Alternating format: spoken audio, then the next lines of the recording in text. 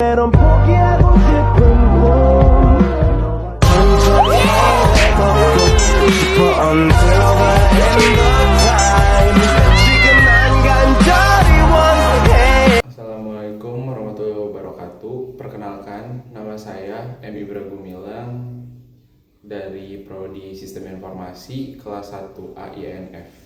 Di sini saya akan mempresentasikan tentang sistem informasi keuangan. Latar belakang.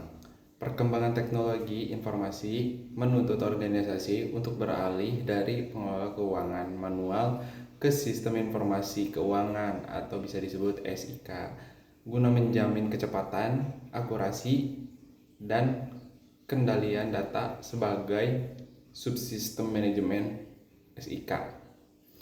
Berperan penting dalam mengelola transaksi menjadi laporan keuangan yang krusial bagi pengambilan keputusan strategis oleh pihak internal maupun eksternal seperti pimpinan, krediatur, hingga investor di pasar modal. Dengan menerapkan SIK yang efektif, perusahaan tidak hanya dapat meningkatkan efisien operasional dan pengendalian internal, tetapi juga minimalisir risiko kesalahan, pencatatan, dan penyimpangan yang dapat mengancam keberlangsungan usaha di tengah persaingan modern. Di slide kedua ada definisi sistem informasi keuangan. Sistem informasi keuangan atau SIK merupakan subsistem berbasis komputer dari Computer Based Information System atau bisa disebut CBIS yang dirancang untuk mengumpulkan, memproses, menyimpan, dan menyajikan data transaksi keuangan dalam bentuk laporan seperti neraca, laba, rugi,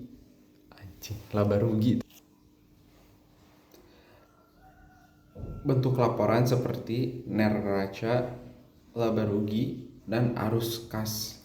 Menurut London 2018, sistem ini berfungsi mendukung manajemen dalam kegiatan pencernaan, pengendalian, serta pengambilan keputusan strategis melalui penyajian informasi yang akurat baik dalam bentuk laporan, prodik maupun hasil simulasi matematika.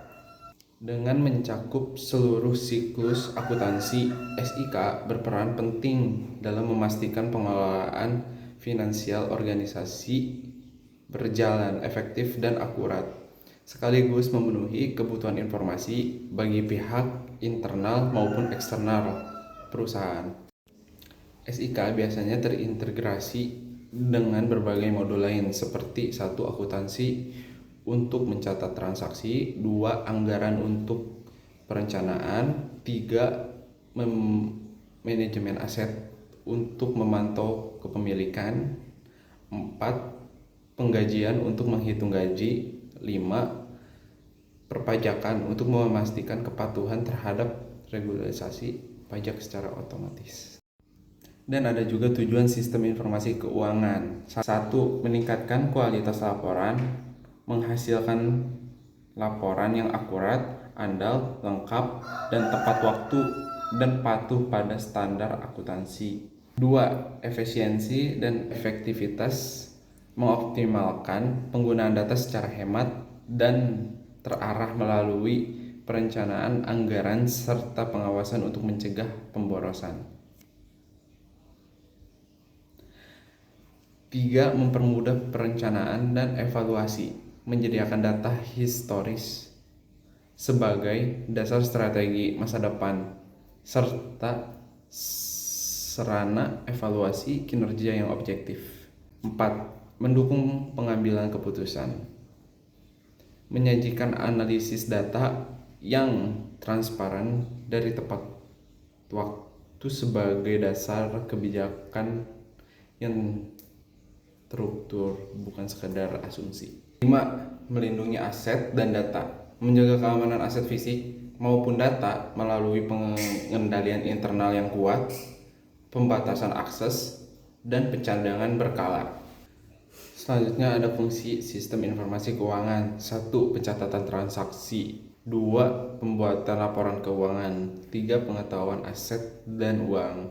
4. Pendukung pengambilan keputusan. 5. Efisiensi laporan. Komponen utama yang membentuk sistem informasi keuangan: perangkat keras hardware, alat fisik untuk input proses dan simpan data komputer, server jaringan, perangkat lunak software, aplikasi khusus untuk mengelola data menjadi laporan keuangan, bahan baku utama, transaksi, anggaran, arus kas yang diolah dalam sistem, prosedur, aturan main atau langkah-langkah standar pengolahan data dari awal hingga akhir, SDM atau brainware, personel mengoperasikan sistem seperti staf keuangan dan manajer, basis data atau bisa disebut database, tempat menyimpan data, tempat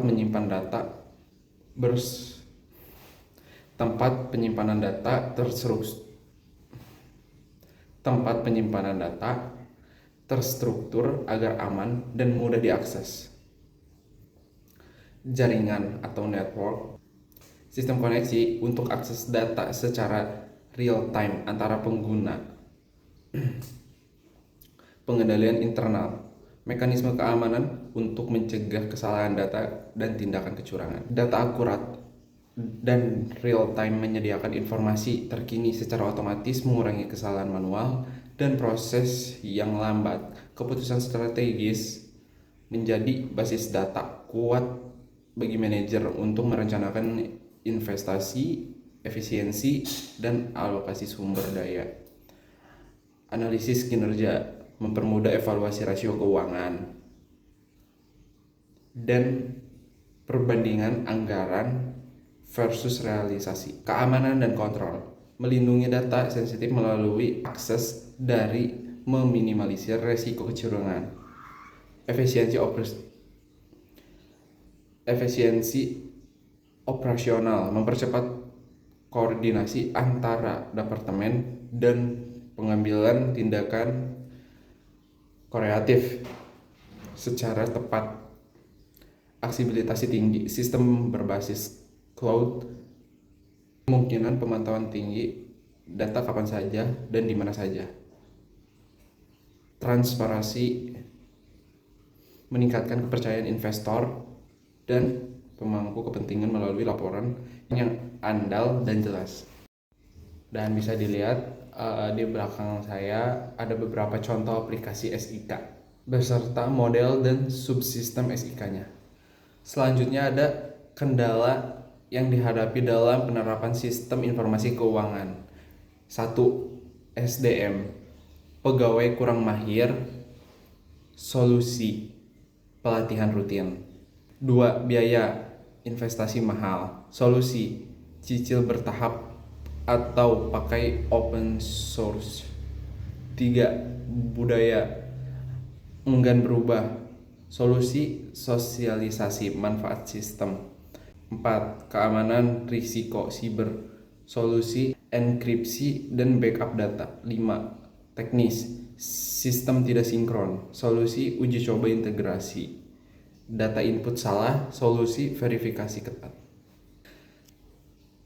Kesimpulan dan saran, sistem informasi keuangan adalah kebutuhan krusial di era digital untuk mengelola data secara terintegrasi, akurat, dan tepat waktu demi mendukung keputusan strategis manajemen.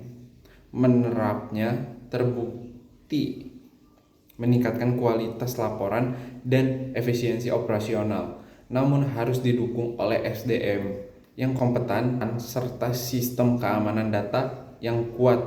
Oleh karena itu, organisasi disarankan untuk segera mengadopsi teknologi keuangan secara berkelanjutan, menjaga tetap transparan, akuntabel, dan mampu menjaga keberlangsungan usaha. Sekian dari saya, kurang lebihnya mohon maaf. Assalamualaikum warahmatullahi wabarakatuh.